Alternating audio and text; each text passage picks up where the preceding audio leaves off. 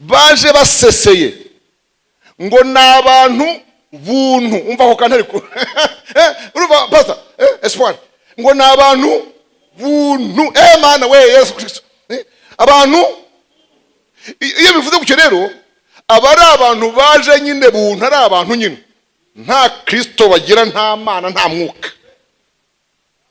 Abo kandi ngo bamaze gusesera muri mwe, baraje deja arrive, baraje bagezemo, kandi ngo ni buntu nyine, n'abantu buntu,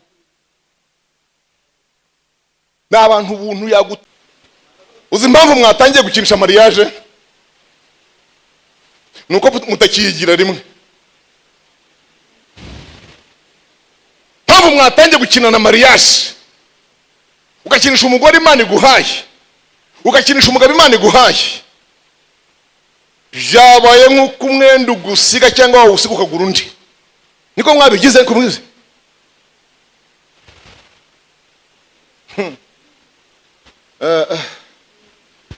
Ndajya nkubwire uko kuzanwa n'umwana akakunzana gutoraguye kiruhura, ucya hafi muri yanze, warariye umwanda, waranutse, udaheruka amazi arayo kunywa nayo ukaraba, itabi ryaraguhingutse mwirugu hano.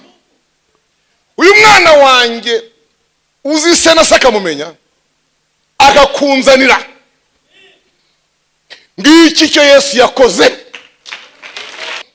Ibintu umuntu wabimenye ntiyakongera kunywa itabi, ibintu umuntu wabimenye ntiyakongera kwandagara mu kigaji. Umuntu wamenye ibi bintu ntabwo yarari ijoro muri night club ngo arabyina kabutindi indirimbo. Umuntu wamenye ibintu akwiye kubirinda. Hari ahantu mudakwiye kurara, hari igiciro mudakwiriye kwicaramo mukurikije abo mwagizweho. Hari ikintu gikomeye ngiye kubabwira, nta kundi ubastinga. Ikindi cyatangaje,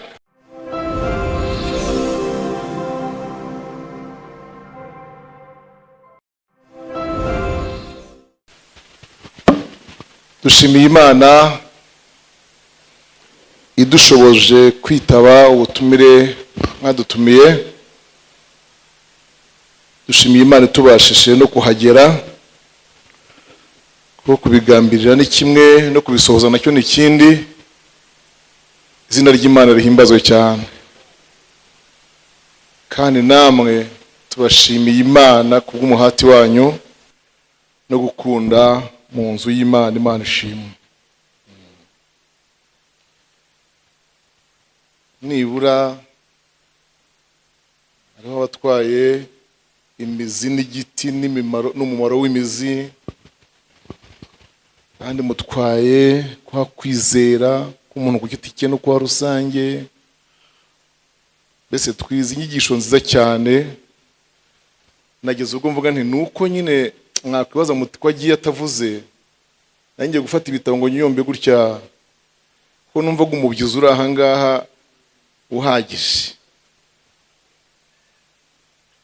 Ariko ibintu by'ijambo ry'Imana bimeze nk'ikigega ushobora uhunikamo bitavuga ngo kirava, ahubwo n'abagikonsoma plus abagikonsoma bigasaba ngo ukomeze usubizemo. Ubu ibintu mwumvise nonaha byamaze ndetse kuba konsome, hari byamaze gutambuka mwakoresheje. Iyo digestion, reka nyite gutyo kubize wenda ibintu bya nutrition cyangwa se bya biologie. Ubundi digestion isanzwe yacu y'imirire y'igifu igira umwanya, igira amasaha imara, igira igihe bisaba. Iyo mpamvu wumva hagati ya roparuna y'ifunguro rimwe wongera gusonza nyuma y'irindi runaka haciye amasaha ya naya. Iyo ni digestion. Kandi muzi ko yitabayeho ugubwa nabi, siko bigenda. Ariko biratangaje ko digestion y'iri jambo twumvise ishobora kuba uyu mwanya yamaze gutangira, hari n'ibyo twakonsomye byo muri ryo bigutangaze ko ubu niri muri bifitiye inzara aka kanya, mutaratura n'umubi. Mubyita gutura umubi namwe? Reba ntimuratura umubi.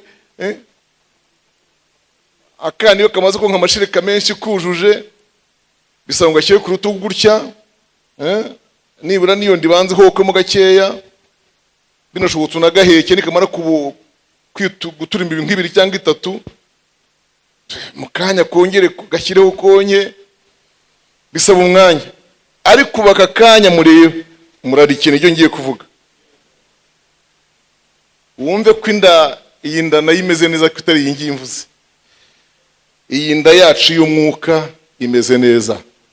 Imana ishimwe cyane. Uyu munsi turagana amagambo avuga ngo twe gupfusha ubuntu bw'Imana ubusa. Dusome ijambo ry'Imana mu Korinto wa mbere 6, pardon ba kabiri, mu Korinto wa kabiri igice cya 6 umurongo wa mbere.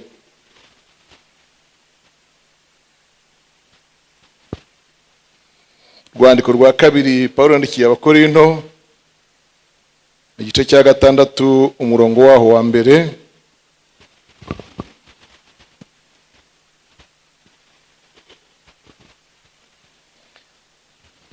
Aravuga ngo kandi ubwo dukorana nayo turabinginga kugira ngo mudaherwa ubuntu bw'Imana gupfa ubusa. Mudaherwa ubuntu bw'Imana gupfa ubusa.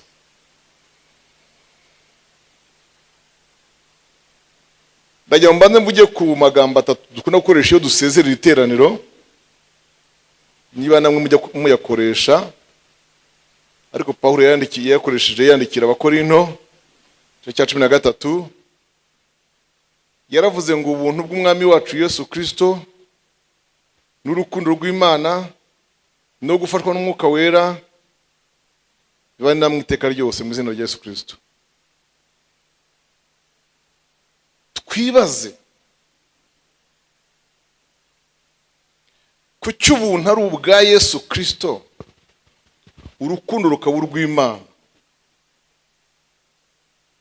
Ndasubiramo, ku cy'ubuntu ari ubuntu bw'Umwami wacu Yesu Kristo n'urukundo rw'Imana.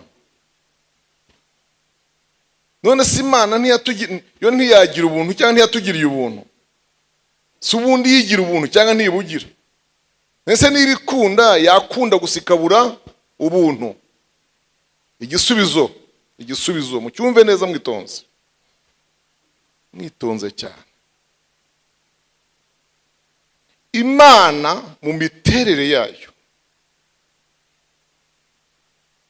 biragaragara ko Bibiliya itwereka ko yakunze rwose abari mu isi bose. Yarakunze muri make, yo yarakunze. Ariko ikunze isanga imiterere yayo ntiri bugirire ubuntu abantu.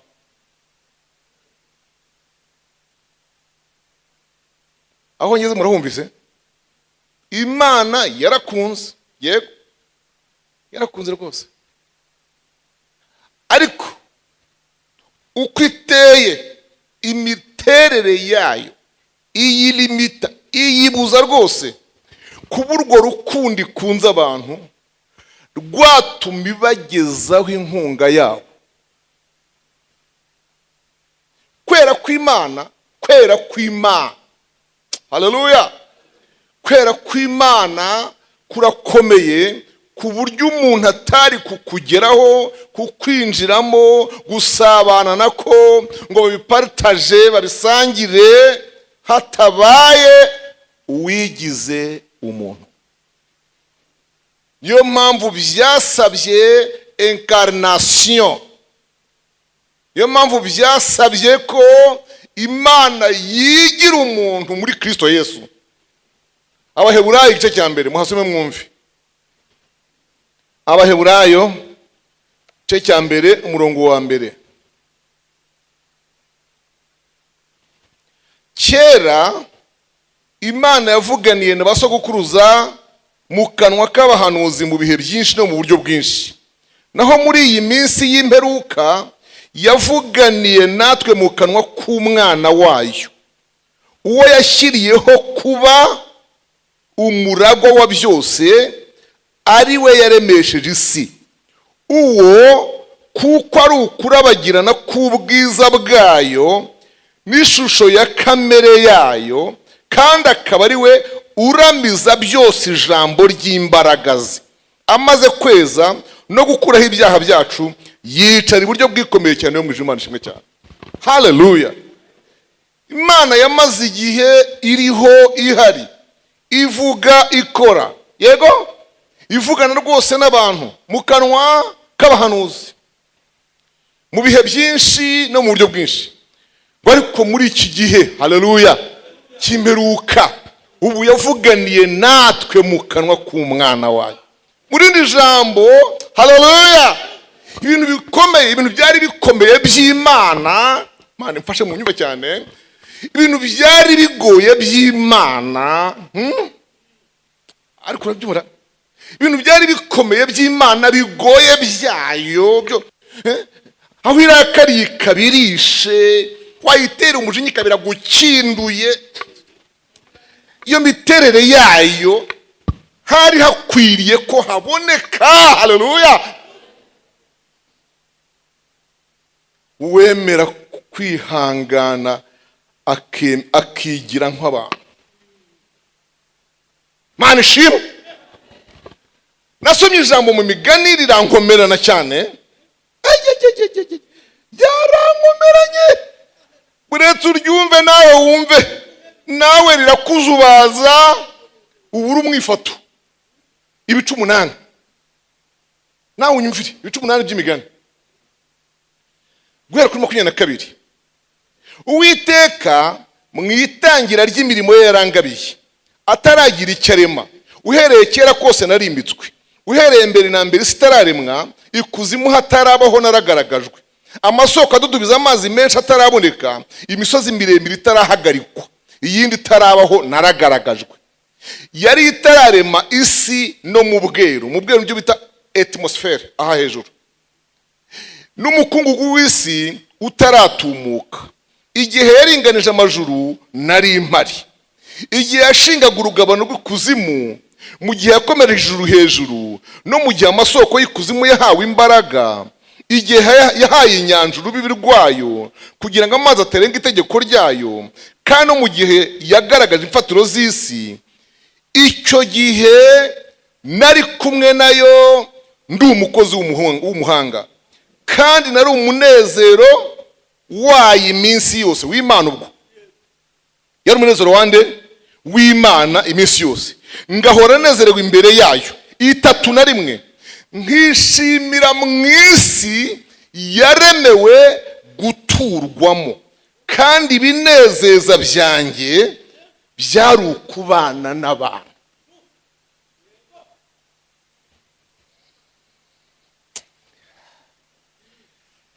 Ubahangaha mbabwiye ngo mwumva guwari nduvuga ntimwamumenya, ubwo mwumvise ari nde? Ni Yesu, inshuti ya Kristo, ni Yesu rwose. Aragira ati byose biremwa mu itangira ryabyo jetera, nari mpari rwose, nari mpari, itaragira itya nari mpari, iki kitarabaho nari mpari. Yego, byose nari mpari. Ndetse ni nanjye wari umukozi w'umuhanga, bamwita ingénieur technicien. Uwo muntu, uwo mwita ingénieur technicien, ni ugomba kwemerera his excellency kwajya gutaha ikiraro cyo ku Rusumo, ni ubyemera. Donc aragikurikira, afite abamufasha kugikurikirana, afite abamurebera ibicyubatse, ibyuma n'imvange ya sima, afite abamenya ko ikamyo zose ziva Tanzania, ziva hariya hepfo i Mombasa ku Cyambu, zose zizahanywa zikoreye ibyo, nta yindi izatengukana nacyo. Uwo rero niwe wemera ngo his excellency mwagenda mukagitaha ku mugaragaro, mukagikingura, mukacyerekana Tanzania, kuko ntacyo kizatwara ibyambuka n'ibisohoka.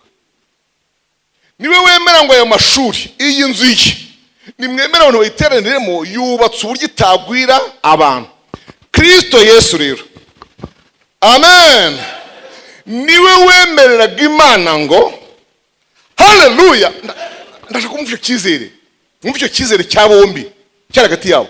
Niwe wemeraga Imana ngo tangaza ko ibi ngibi byaremwe uko byagombaga kuremwa, vraiment bitangaza. Burya Imana yaravuga ngo burira buracya ubaye umunsi wa kabiri ikarema iki n'iki, burira bugacya icyo kikaba kiraremwe ikabitangaza. Yabitangazaga uyu muhanga amaze kuvuga ngo ni mu bitangaze nyakubahwa.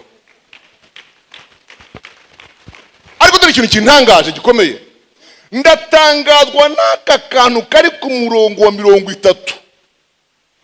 Nari kumwe nayo, ndi umukozi w'umuhanga, nari umunezero wayo iminsi ngahe yose. Ariko nubwo byari bimeze gutyo, njye numvaga nishimiye kwibera mu isi yaremewe guturwamo. Abize géographie mwize combien de planètes? 9 planètes. Imibumbi ngahe? 9. Uyu turiho nuwa kangahe? Nuwa gatatu. Yego? Suwa gatatu? Uyu wa gatatu rero ngo niwe uri habité, donc uri favorisé, uri uberewe no guturwamo nyine. Ahandi hirya ya hano munsi ya hano hejuru ya ntibyemera.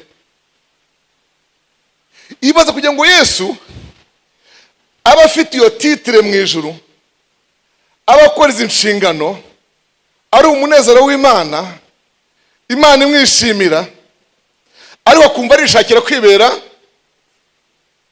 mu isi aho abantu bazaba, ngo akumva ntibimunezeza. Umva ko incarnation, kwigira umuntu kwe, ari nako kwatumye Imana noneho rwa rukundo rwayo tubona uko turwakira. Haleluya. Ngubwo ubuntu Imana yatugiriye, yabutugiriye muri Kristo Yesu. Izina ry'Imana rishimwe cyane. Ijambo ry'Imana riratubuza kubuherwa, kubupfusha ubusa, kutabupfusha ubusa. Haleluya. Iki kintu cyo kudapfusha ubusa ubuntu, ahubwo tukabaha agaciro kabukwiriye, nakigereranyije n'umuganda. Nirwo rugero numva rwaje hafi yanjye vuba cyane. Iyo ushaka guha agaciro ibintu, ubigaha nyine mu gaciro kabyo, valeur, ukabiha agaciro en monnaie, mu mafaranga. Iyo utabiha agaciro en monnaie, ubiha agaciro mu gaciro gasanzwe byagira, ubiha agaciro ureba icyo bizamara mu gihe kizaza, ukabirebera mu gihe kizaza ibintu byazamara iki. Icyo nzi nuko icyo kintu cyo kureba mu gihe kizaza kigirwa n'abantu bakuze, aho bita aba conservateur. Imyaka tugezemo, ntituba dupfa kugurisha ikibanza, ntidupfa kugurisha inzu, ntidupfa kugurisha inka, ibintu byose tubyikomezaho, n'urutoki rwa gusaziraho ukanga ko baruvugurura ngo rudashira. Tuba turi aba conservateur ku buryo nshobora no kwambara ikote nambaye mbatizwa, mugihe mwego abatuma mushaka amashyashya. Twebwe abantu bakuru ibintu by'amakote mashyashya n'ijipo nshyashya ntacyo bitubwiye twebwe. Dufite ukuntu duagacira ibintu rero kangana n'igihe tumaze tubona ibintu. Twe tuzi igihe gishize tubona ibintu, tuzi uko ibintu byangirika, tuzi uko ibintu bibikwa, tuzi iyo bipfusha ubusa ingaruka bikugiraho, naho abandi murabitera inyoni. Uzi ko umuntu atari yanagira n'inzu muri iki gihugu ariko akanywera icyayi muri Marriott, akarira agatogo kuri Simba. Agatogo n'ak'igitoki bagatogosa mw'inyanya nta kindi kijyamo, ubwo niba kagiyemo n'inyama no hafi yawe zirahari, ariko agatoki ko muri Simba ukakarya ugikodesha, bivuga ko udahaye agaciro ubuzima bwawe haba igihe kizaza amone. Yabaha agaciro ibintu byawe amone mu mafaranga, ntubu nkwereye itasi y'icyayi muri Serena, Simba, Grand Legacy n'ahandi, aho ukikira 10,000 kandi iryo 10 mu rugo muri nyoyemo icyayi kwezi. Ibyo rero nta muntu muto wibibara, kuko muvuduka ntimuramenya ko ibintu birushya kubigeraho, ntimuramenya n'ukuntu bifasha umuntu kurambarambanye nabyo, ntabyo muzi. Kugira ngo nkureho inka yanjye nubwo yaba kamasa, cyoko tumasa naturekura, ariko inya nayo bivuga iki rero? Guha agaciro ubuntu twagiriwe. Bifashe mu rugero rw'umuganda, hari imyaka twakoze umuganda, sibyo ra? Ntimuyizi? Ariko mu minsi yatambutse sina myinshi, u Rwanda rwagize gutya rugaha agaciro umuganda wakozwe, ruwushyize mu ki? Mu mafaranga. Mwaribonye namwe ra? Mwaribonye? Mwaribonye babibara ko ati uyu munsi ibiti by'intusi byatewe igisagara, iyo dushyiraho umushinga wo kubiteresha byari kuzadusaba amamiliyoni aya n'aya, none umuganda w'umunsi umwe wagize ute? Wabiteye. Aho kantu kakanguye abantu bose batawukoraga, na wa wundi abantu bakoreye mu ngo zabo uhita wumva ubiha agacupa, burya bwose uyu munsi ni ntera igiti kironji iwanjye mu rugo mu busitani, nkarandura pasiparumu nkatera iki? Ironji. Donc dans 5 ans, mu myaka 5 iri imbere, 10 iri imbere, nzaba ndya amaronji nsoroma hehe? Mu mbuga. Kandi mwari mwarahateretse indabo gusa, indabo, ibintu by'ibigwegwe, kandi abagore babikunda kubi. Ibi ngibi kubirandura ngo hashyire igiti cy'avoka, mana mwakwiturana hasi. Bitewe n'icyangaha n'agaciro ndimo guha igiti cy'avoka nako uha indabo. Niba duha agaciro ubuntu Kristo yatugiriye, amen, ntituzabukinisha, ntituzabwandarika, ntituzabwandagaza, amina.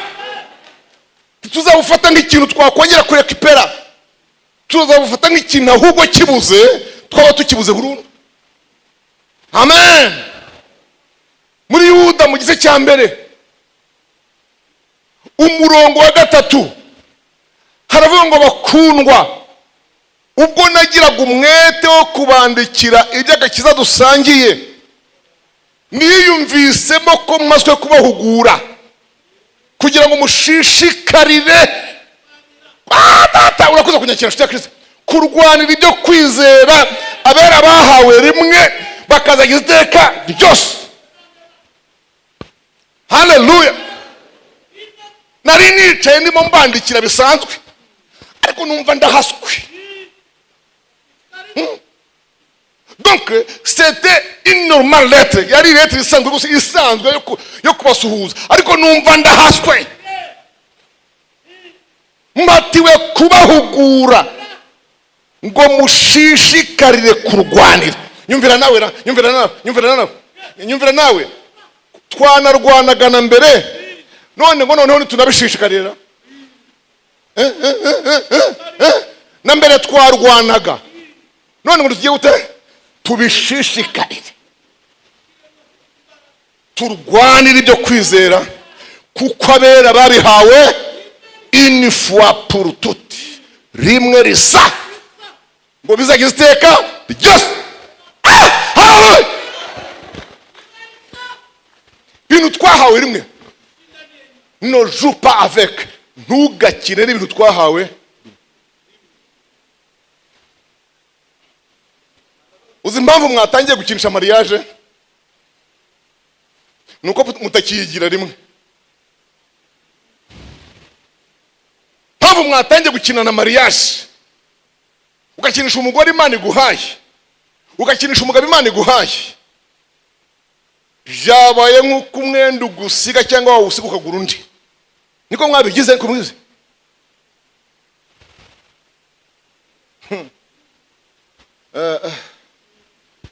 Ndagiye nkubwire ko iyo ushatse bwa kabiri ntabwo urongowe, maze niba ubyumva ubyumva, iyo ushatse bwa kabiri ntabwo uba urongowe.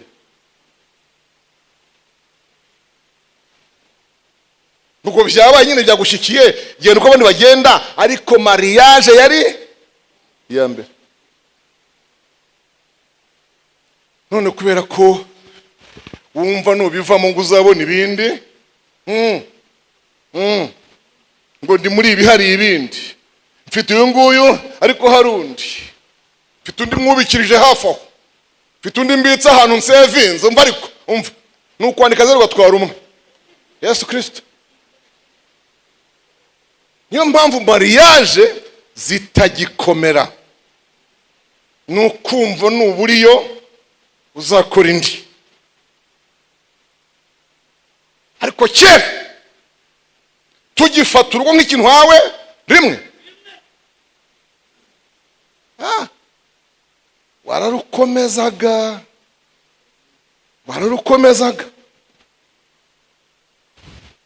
hagera n'ikintu gishaka kurusenya, gahamagara abakuru imiryango, mudufashe rwose, hari ikintu nabonye gishaka kudusenyera urugo.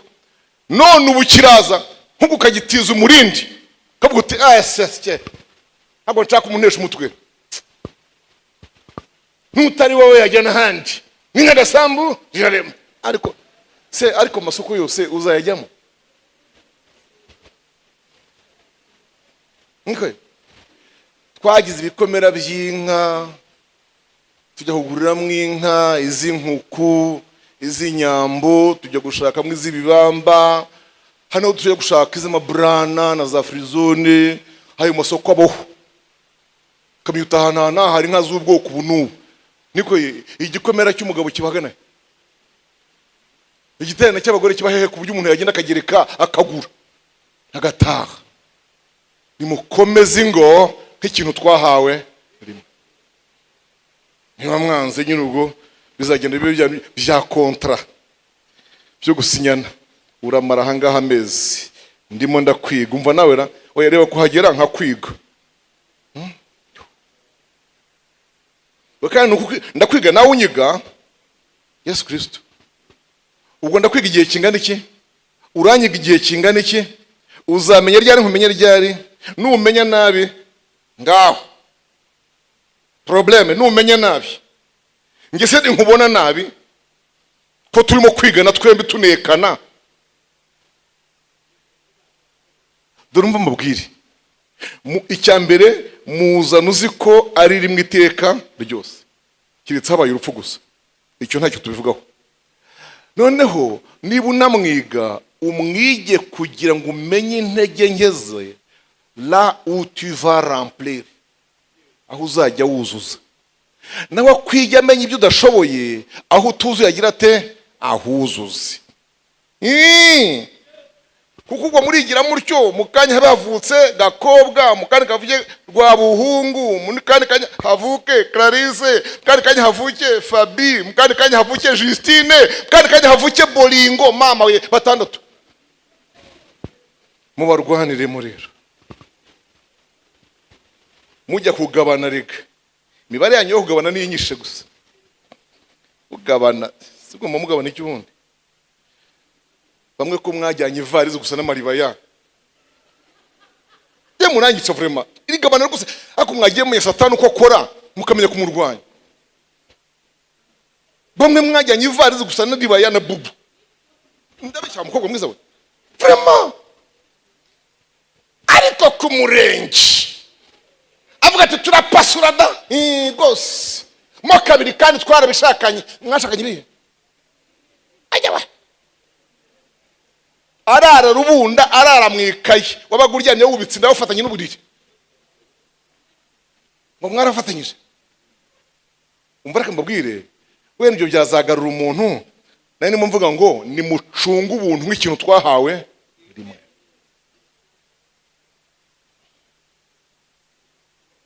Kikazageza iteka ryose. Ku murongo wa 4 umva ukuntu bidayavuze. Yaravuze ngo kuko hari bamwe baseseye muri mwe rwihishwa. Donc baje d'une façon infiltrative. Baje baseseye ngo nabantu buntu. Umva ko kantari ko. Urumva Pasteur? Espoir. Ngo nabantu buntu. Mana we Yesu Kristo. Abantu iyo bivuze gutyo rero abari abantu baje nyine buntu ari abantu nyine nta Kristo bagira, nta Mana, nta mwuka. Abo kandi ngo bamaze gusesera muri mwe baraje deja arrive, baraje bagezemo kandi ngo ni buntu nyine, n'abantu buntu. N'abantu buntu yagutera ikofi. Umuntu kibasha gutera ikofe, umuntu kizunguza umutwe, umuntu kimyoza, umuntu kigira cyati we. Turi mu minsi mikuru ya Noheli. Ka Christmas irangira nzaku. Ubwo nta utandukanye nawe uvuga ati orohisa ingorane duhuye isabato yatangiye. Ariko ni Ivan. Ndabinginze ubuntu bwa Kristo ni bupfusha ubusa. Twabugiriwe rimwe. Hallelujah. Hallelujah. Paulo yandikira Timoteyo yaramubwiye ku gice cya mbere mu rwandiko rwa mbere igice cya mbere 12. Aravuga ngo nongeye gushimira Yesu Kristo wantekereje ngo abona ko nduwo kwizerwa angabira umurimo we. Hepfo 13 bavuga ngo nubwo mbere nabanje kuba umutukanyi n'umunyarugomo ngo ariko nuko icyo gihe nari ntarizera. Hallelujah. Ariko nyuma yaje kungirira ubuntu. Niwe washyikire muri ubuntu nshikamyemo, niwe wangize uwo ndiwe. Uwo ni Paulo. Muri ryaririmbye muri 36 mu Gakiza. Ndabizi ko muyizi.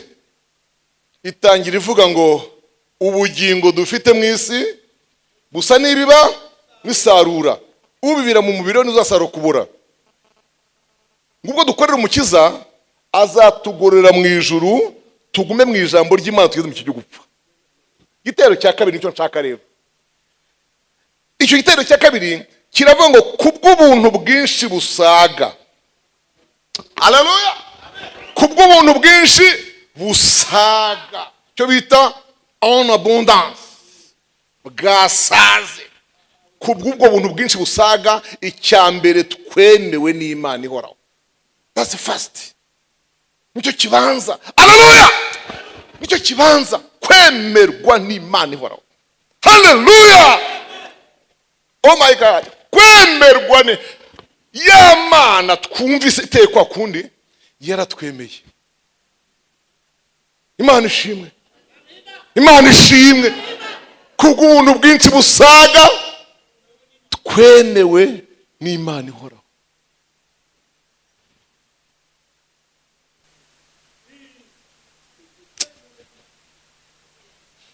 Reka babwire. Yemwe. Mumeze neza? Nimundebe mbabwira kantu. Haba muri mwe ababaye imfubyi bakiri bato. Ariko nkanjye bahongeza ahangaha mu by'ukuri ntabwo navuga ko ndi imfubyi. Yego ntabo ngira ariko sinda umugabo nkuye avuga ngo ndi imfubyi. Oya. Ariko nshatse ko mwumva aka kantu. Umuntu wabaye imfubyi akiri muto, yego hari ukwifuza ko yabona umuryango umwadopta, umwakira. Mbese sibyo? Akagira umuryango umwemera ukamwakira mu rugo. Ariko noneho kumva yakwakirwa kwa minisitiri runaka, yumva harimo akantu kisumbwe.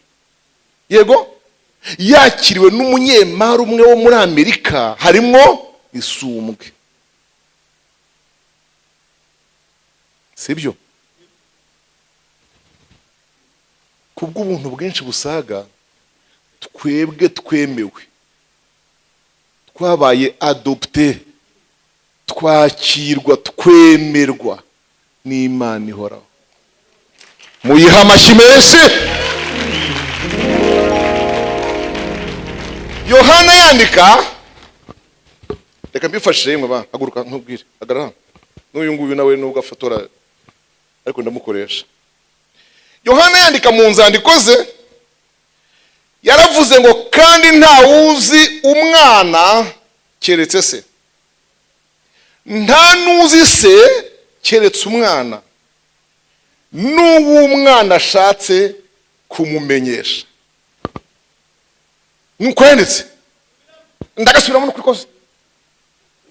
Aka kantu kitwa naga triangle keza cyane mwize geometry, mwana isumute triangle isosele cyangwa se equilateral, ntacyo twaye. Ya mpande ebyiri zingana ni eshatu zose zingana. Ntacyo gufata iyo wumva rero. Cyo ko nge nashima ko mwafata equilateral. Nta wuzi umwana keretse nde? Keretse se. Nta nuzi se keretse umwana. Nundi wagera amahirwe agahura n'umwana, umwana akamunzanira.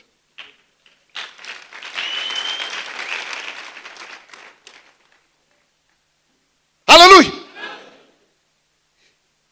Adoption. Hallelujah. Adoption. Intégration. Ukukuzanwa n'umwana akakunzana gutoraguye kiruhura. Ujya hafi muri yanze. Warariye umwanda waranutse. Udaheruka amazi araye kunywa nayo ukaraba.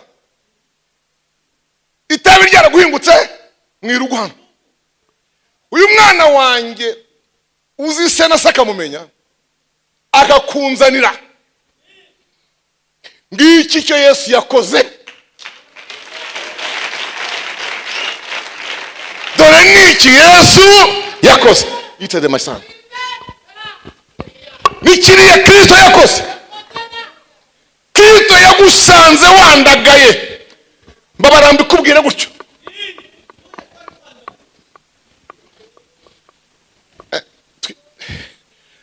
Cyo tworoheje aho twakuriye muri za nkana ya mata. Na bya bitoki birunze, na bya binyobwa n'ibishaka byinshi n'ibisururu n'ibyumbati bigeretse ku bishyimbo.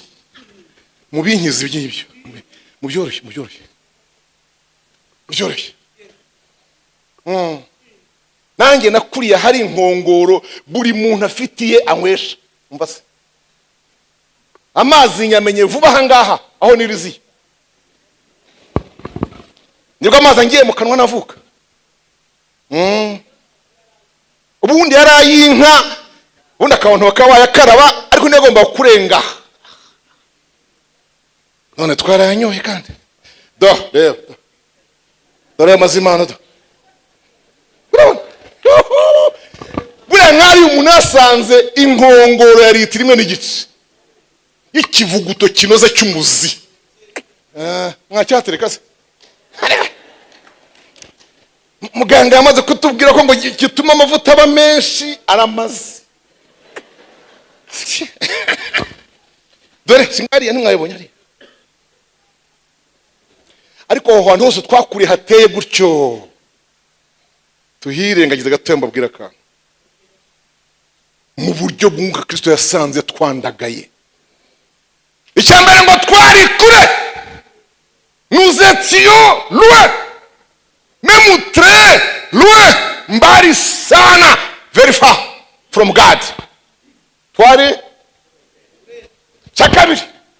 Tutagira Imana.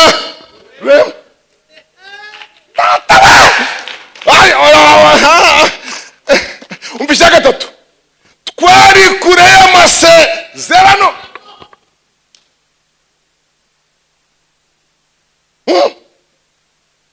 Ubwo uzi niba bivuga ngo twari kure y'amasezerano, nta kintu twari dusezeranyijwe n'Imana, nta kintu twari twemerewe nayo, haba in past or future.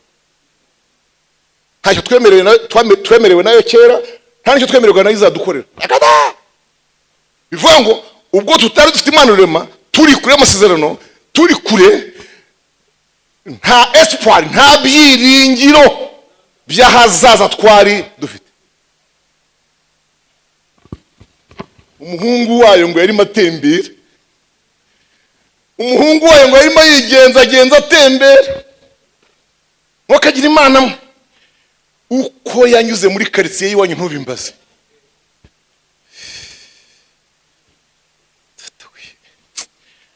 ngo bona ukwiye kwigizwa hafi. Mana nishimwe,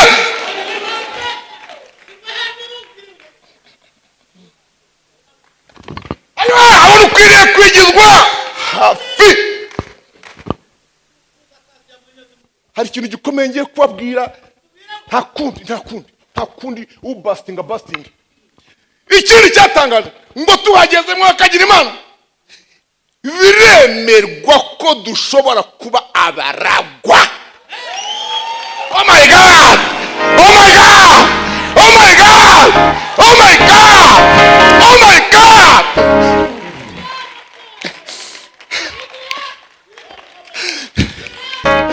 Biremerwa. Vraiment. Comme nous devenions les héritiers. Tuba baragwa vraiment.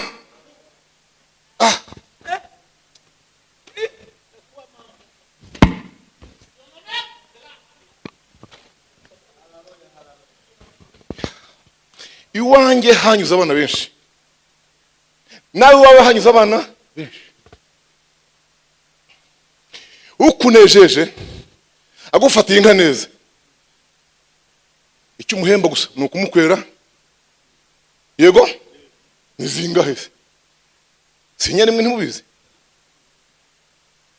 Ntago ziki 12. Aya mutazahenda namwe muzamura ibiciro. Ukamukwera, ukamushinga, ukamukorera ubukwe. Yabona umukobwa wenda ukamugurira imashini doda. Sito tunumwa niko Esther. Sito mwagiye mushimira abantu rudi. Niko reka ndabazi mwe nawe. Sito mwagiye mushimira abantu babafatiye abana neza. Kamugisha couture, kamugurira icyarahana. Yagira umuntu mukunda akamukuzanira, ukamukoshwa mushingira, sibyo? Sibyo? Ariko uko yakora kose nta kimugira umuragwa iwawe. Mvuze ngo iki? Uko yakurerera abana ate, yagufatira inka neza, nta kimuhindura umuragwa.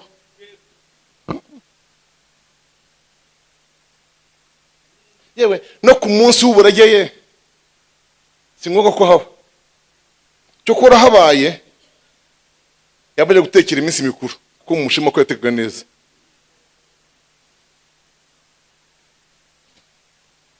None ni mwimagine kuba Kristo yaratuzanye tukihagera, tukemerwa n'Imana, tukagirwa abana mu rugo, tukaba n'abaragwa. Byanditse mu Bagalatiya 4. Reka tuhamane twumve tubihumeke mu izina rya Yesu. Tubihumeke ngo kagira Imana. Tubihumeke twumve we. Haleluya. 4 umurongo wa mbere. Ariko ndavuga yuko umuragwa yakiri umwana atagira icyo atandukanaho n'imbata, nubwo yaba ari nyiri ibintu byose, ahubwo ategekwa n'abamurera n'ibisonga kugeza igihe cyategetswe na se. Natwe niko tukiri bato twari imbata, dutegekwa n'amategeko ya mbere yahoze mu isi, maze igihe gikwiriye, au temps précis, igihe gikwiriye kigeze, Imana yohereza umwana wayo wabyawe n'umugore kandi wavutse atwarwa n'amategeko ngo acungure abatwarwa nayo, biduheshe guhinduka abana b'Imana. 6 kandi kuko muri abana bayo icyo cyatumye Imana yohereza umwuka w'umwana wayo mu mitima yacu avuga ati aba data. Nicyo gituma utakiri umwana, utakiri imbata, ahubwo uri umwana. Kandi rero ubwo uri umwana uri n'umuragwa ubihawe n'Imana.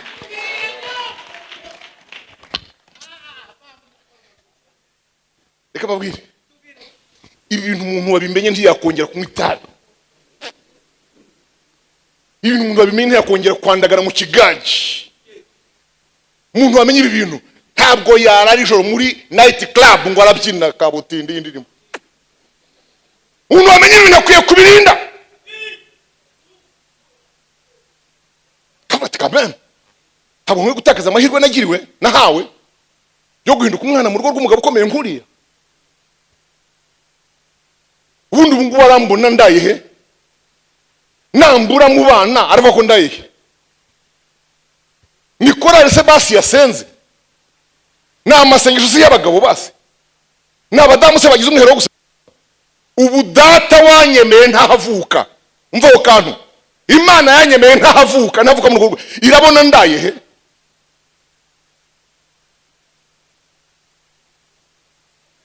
Hari ahantu mudakwiye kurara, hari igiciro mudakwiriye kwicaramo mukurikije abo mwagizweho. Hagaciro ikintu wakorewe, hagaciro impano wahawe, hagaciro uwo wagizwewe, hagaciro imvune za Kristo, muha agaciro. Haleluya. Ndagana ku musozo ariko nuko nihuta gusa. Hano iri jambo ry'ubuntu barigeranyije n'abakozi bo muri Matayo 20. Harimo abantu baraye bavuganye na nyir'uruzabibu. Mujya kwasoma kugira ngo twihute, mujya gusoma kugira ngo twihute. Hari abakozi baraye bavuganye nande na nyir'uruzabibu. Baradiskuta ku bihembo, babivuganaho, barabyemezanya. Okay, arabemeza ati ngaho mugende muzirike mu gitondo mujya hehe mu murimo. Ariko Bibiliya tubwira ngo hari n'abandi ba saa 3 bataje kugasaba, batanadiskise, batavuze ku mushahara ku gihembo. Abasanze abantu barimo bayura mu gitondo bifubitse ibipira birerete bitya bigera ku birenge n'ingonera n'ubutuna, nta kwica umwaku. Giko basha kumbuna mutse n'ingonera n'ubutuna ubwo murirwa mutebasha unse mugira akazi batirikata ntako tugira mubaho muteze nuko ngaho mujye mu rutoki mugende muhinge nama. Bagiye bishimye kandi saa 6 abanyuze ku bandi. Yone ni isaha mbi rero umuntu abavuga atumva nabibonye ko mu byukuri uyu munsi hararya umwana ufite nyina. Byarangiye unamaze kubyakira nyine ko niri ubusa. Bati niko nsha mwese ko mwicaye ngaha nta kazi. Ya mujye mu rutoki nama. Saa 9 anyura ku bandi abigenza atyo. Saa 11 yibaza saa 11 rwara anyura ku bandi niko ko mwirije umunsi wose ntacyo mukora. Bati nuko ntawe duhaye akazi. Alala ubu se no kumubaho bati icyumweru kwezi nuko. Okay, musange abandi muruzabibu muhingi. Umva abo banyuma bo bakinageramo ubumva ifirimbi ivuga ngo imuhingure. Niba bari bagifata isuka, niba barakubise hasi, ntabwo nta menyo bakoze mu cyukuri. Baraje nyir'uruzabibu ategeka comptable kubahemba. Mwumva aho hantu kandi akabahemba ya denari yo yasezeranywe n'abazindutse. Ati kandi cya kabiri ihera kubagezemo nonaha.